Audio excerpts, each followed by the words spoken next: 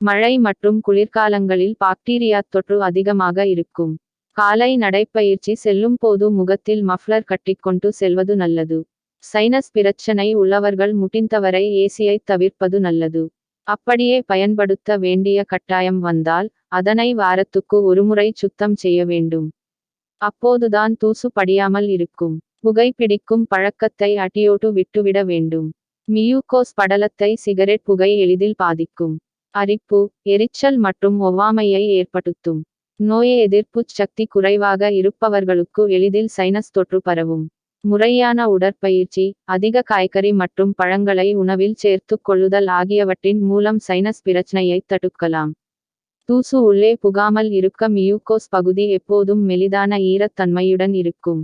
Sinus பாதிக்கப்பட்ட பின் வீங்கிய நிலையில் இருக்கும் மியூகோஸ் பகுதி வறண்டு காணப்படும். மேலும் வலி அதிகமாகும். இதனைத் தவிர்க்க வெந்நீர் ஆவியை சுவாசிக்கலாம். இதன் மூலம் வீக்கம் குறையும். வறண்ட பகுதியில் ஈரப்பதம் அதிகரிக்கும். ஆன்டிபயாட்டிக்ஸ் பாக்டீரியல் தொற்றை மட்டுமே தடுக்கும் என்பதை கவனத்தில் கொள்ள வேண்டும்.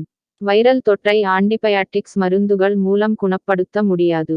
எனவே சைனஸ் பிரச்சனைக்கு மருத்துவரிடம் ஆலோசனை பெறாமல் அவற்றை எடுத்துக்கொள்ளக்கூடாது. தொடர் சைனஸ் பிரச்சனை உள்ளவர்கள் கிரானைட் தயாரிக்கும் தொழிற்சாலை போன்ற காற்றில் துகள்கள் பரவும் இடங்களுக்கு அடிக்கடி செல்வதைத் தவிர்க்க வேண்டும்.